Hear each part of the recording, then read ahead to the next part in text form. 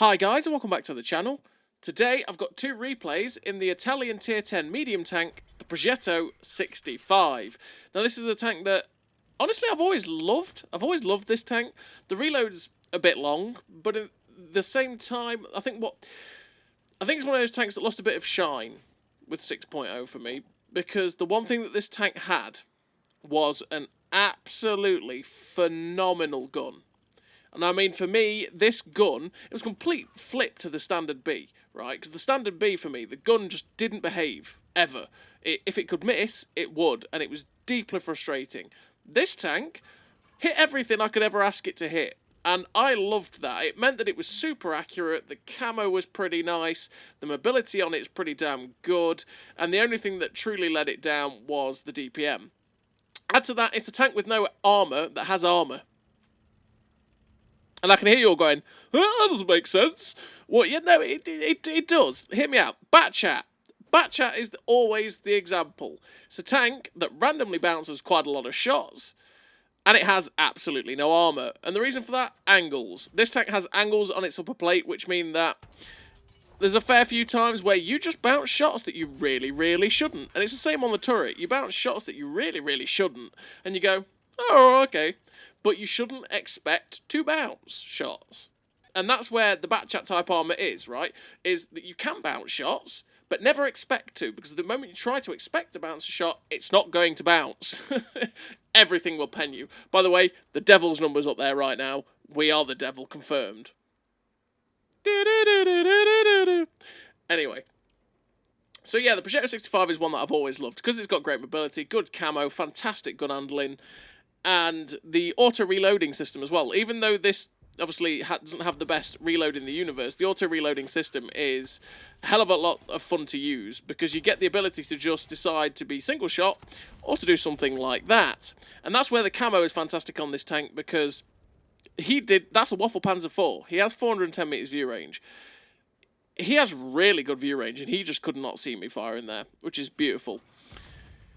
So yeah, what do I run in terms of a crew on the old Progetto 65? Well, on the Progetto 65, I run Born Leader, Rapid Reload, Sixth Sense, Situational Awareness, Steady Aim, Run and Gun, Camouflage Expertise, Muffled Shot, and Silent Driving. I run all the camo perks to make sure that the camo is absolutely filthy on this tank, because it can be pretty damn filthy. The two gun perks in Steady Aim and Run and Gun, well, Steady Aim you're always going to run because 10% more accurate is always glorious. And Run and Gun, just to make it so that I'm a bit more accurate on the move, and it makes my on-the-move dispersions better so that the gun doesn't quite bloom out quite as much. And then all the other perks, because that's just generally what you take on every tank. So far, actually that's a good point. Equipment. In terms of equipment, I run the Advanced Loader, Camo Net, and the Advanced Optics. Optics to be able to spot for myself, the Advanced Camo Net to make my camo as good as possible, and the Advanced Loader naturally because this thing needs as much help with its DPM as humanly possible. I mean, it's always a thought that you could drop the Optics and put vents on instead to, again, help the reload as much as you humanly can, but it's down to you. Because, I mean, as you've just seen there with the food boost, it's an 8.8 second reload for that best DPM shell for 360 alpha at tier 10, which is slow. That's slow. Considering that 390 and 400 alpha guns, especially since they've buffed a fair few, a lot of them are starting to touch, like, 6.2, 6.1 second reloads for 390 or 400. And the worst is, like, the E50M, where it's touching 7.1 seconds or 7.2. I don't even know what that is now. It's actually been buffed. It was, like, 7.2 seconds before the buff for 400 alpha. And this is a whole 1.7 seconds slower for 360. Yeah. The reload is slow on the Progetto 65. It's a problem for all Italian auto-reloaders, to be fair. Although the Italian heavies aren't too bad now since they've buffed them and they changed them how to make it work better, essentially, or whatever. And I do think that they're not too bad anymore. But anyway, you've seen in this game that we've managed to accrue 4,000 damage, 298 assistance. We are on this map, which is Kasserine, and we've played pretty defensively so far. We took that position at D4. We managed to dish out the damage as much as possible, and then we moved to defend the K-line flank. Now, one of the things that you'll always say, well, I'll always say for an auto-reloader is don't dump the clip if you can help it. Try and keep your max DPM if you can, but you do have the clip to utilise when and where you need to. So you've already seen it. The Waffle Panzer IV was trying to pull back earlier on, and we just dumped the whole clip in to clip him out. Because I could. And I knew that I could get back and stay safe and reload the clip. And that's always the thing, is don't dump the clip and not have a backup plan. So when I dumped the clip, I knew, oh, I can just pull back and stay safe and reload my whole clip again. It's fine. So as you can see, at the minute, we're holding discipline. I could have clipped into this ISM quite easily. But I've got the discipline that I want to keep my DPM as high as I can.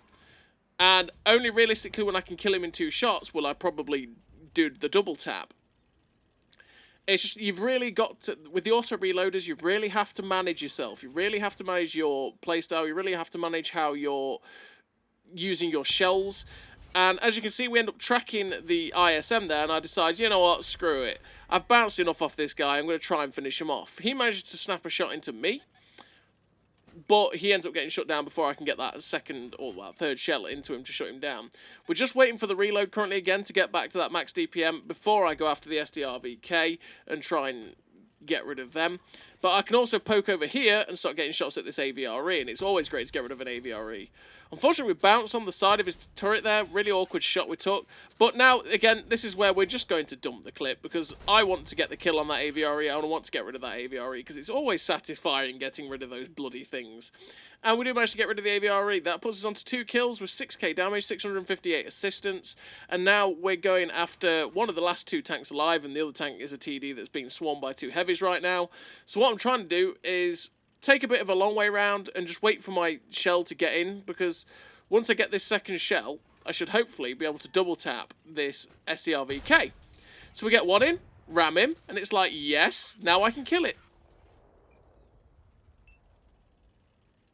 You absolute buffoon. Why did you auto-aim? Complete moron. Oh dear. Don't auto-aim, kids. It doesn't go well.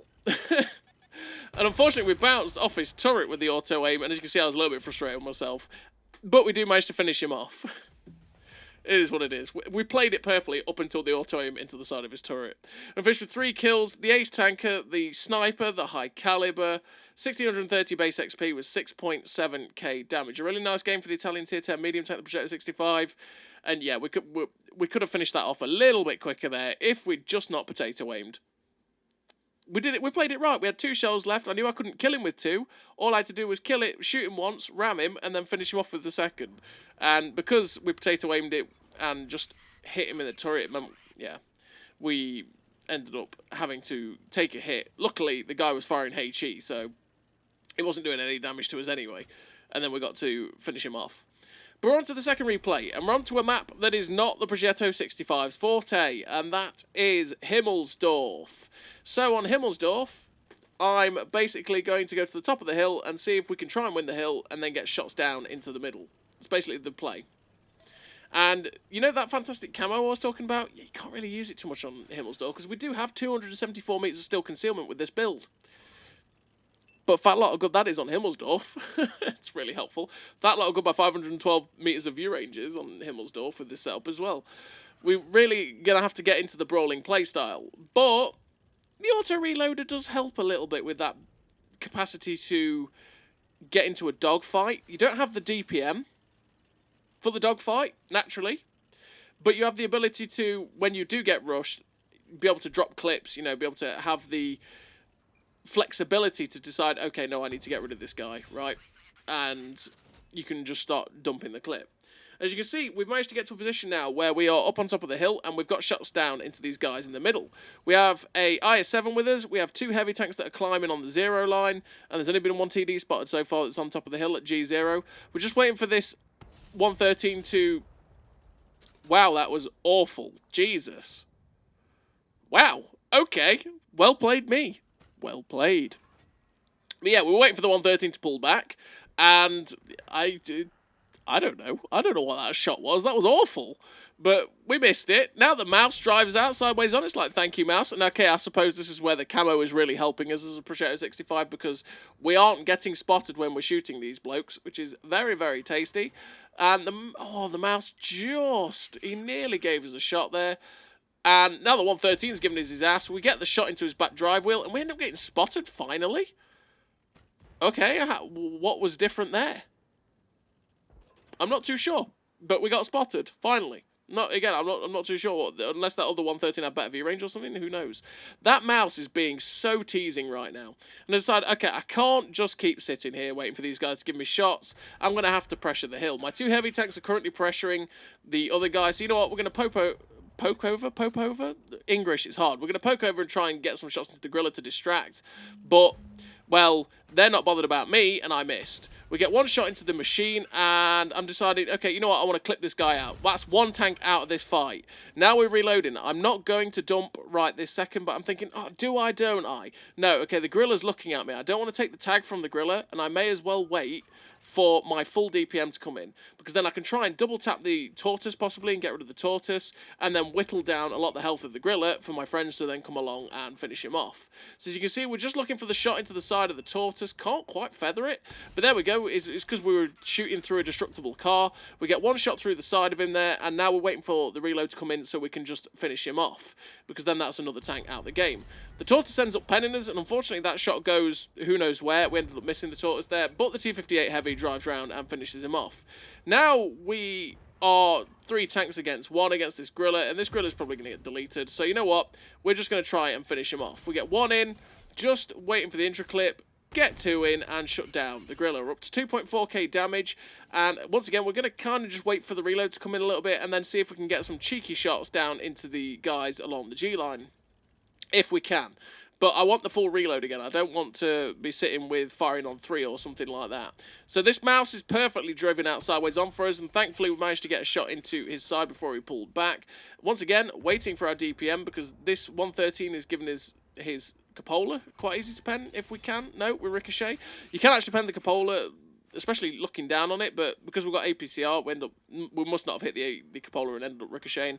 Now we've got the reload in, we get a shot into the back end of the 113, looking to double tap him, finish him off, and there we go, there goes the 113. Another kill secured into the bank, and yeah, I'm like, okay, no, Mr. 113, I don't want to take that hit. We're just going to, again, wait for the reload, because it's what you need to do. You need to try not to play on the last reload. 2 seconds to go. Can we finish off this 113? And yet, because of the angle, we managed to slap the shell straight through the 113's upper plate and finish him off. We're up to 4 kills with 3.1k damage. Just looking for an awkward shot into the TL7 Black. At this point, I was kind of like, well, I could reload, or I could just try and get some shots into to kill this TL7 Black. And he's driving out to give us the perfect shots, which is absolutely lovely of him. And once again, I know, because I'm on top of the hill, and there's no one contesting at the minute, until I notice these 2 medium tanks, I've got time to reload my whole clip. I've got the time to do it, so I could drop the clip in and finish off that TL7, putting us on to 5 kills. Unfortunately, my AS7 gets shut down by a VZ55 that's climbing the hill. And I'm just like, okay, I'm going to have a look. Is he still climbing? Yes, he's still climbing. I am not taking on a VZ55 by myself, because that is not going to go well. Number 1, if he high rolls enough, he can double tap me, which is a bad time. Number 2, I just don't have the DPM to take him out. He's full health, and I'm not. Which means that, yeah, I'm just going to get boned, and I don't want that. So we're going to brave Sir Robin run away, and we are going to go try and help my heavy tank that's down at D8 and try and see if we can help him save the day. He has shut down the E75, but there are other stuff charging down the banana. There's the Type 5 Heavy and the 4005 currently. I kind of wish I had heat loaded for this Type 5 Heavy, but whatever. We get in, shut down the 4005 because he's the danger, and that puts us onto a Top Gun with 4008 damage. But now we're alone against this Type 5 Heavy. He's got 2 heavy tanks on our team that are coming behind him.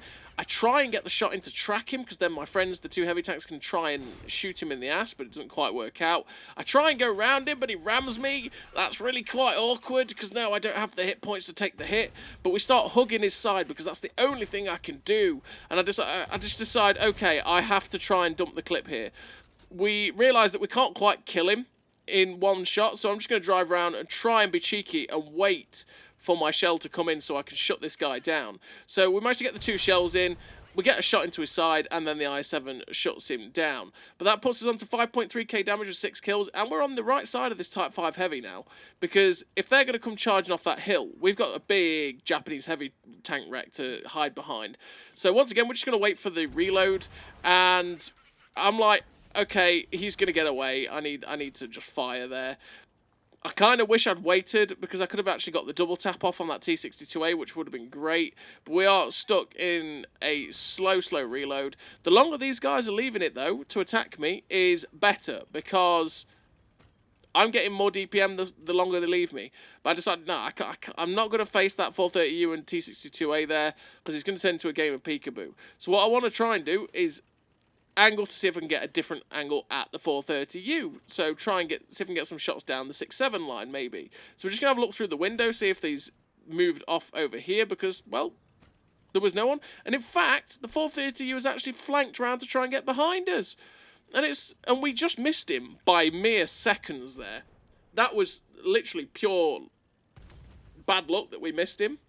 And he's gone in on my heavy tank. So we're going to go help my heavy tank here, because again, with what I've got left in I can actually clip this 430U out if I need to. So he ends up losing all of his hit points, and we get in there to just kill secure there. We're up to 7 kills with 5.8k damage. I'm just waiting for my reload to come in, and I'm trying to squeeze past this Type 5 heavy. And unfortunately, the Centauro ends up hitting me there, which is really bad luck. But I'm just going to wait for him to fire, because he seems to be a single shot, because he's not firing all of his shells at the other guy. So we drive around. As soon as he fired at my friend in the 2790, we drive around and double tap him and shut him down. And we're up to 8 kills. That secures the Radley Walters. 6.5k damage on Himmelsdorf. Fantastic. And now there is 1 tank left on the enemy team. It's a heavy tank. It's the VZ55 from earlier on. We know he was at K8 because he was spotted on the map. Where he's gone is anybody's guess. We're reloading heat because, well, that's all. We only have 2 rounds of APCR, and I don't know how healthy he is. There's no point just keeping 2 rounds of APCR loaded. We may as well have a full clip. So we're just waiting for the reload to come in, and then hopefully we should be able to get after the VZ55. I'm thinking possibly maybe he's hiding around the corner, because this TD hasn't poked that corner. I'm thinking maybe he's either hiding around this corner, or he's up on the hill. So we're going to take the gamble that he's gone back up on top of the hill to see if he gets shots down at us or something. We're going to back up into the cap while we're doing it. And just as we're backing up, the VZ55 comes and surprises us in the ass. Not a good time. But we do, thankfully, finish with the victory, because it was unwinnable for him there. Finish with 8 kills, 6.5k damage. The Devastator, Radley Walters, high caliber. No, not high caliber, sorry. Top Gun and Ace Tanker, gold. Did me in there. The 1857 base XP, a really nice game for Progetto 65 on Himmelsdorf. Honestly, really nice tank. The really big problem for it is that its DPM is just way too slow. But apart from that, it's all round, it's a really, really damn nice tank. So as always, everybody, thank you very much for watching. I'll see you next time.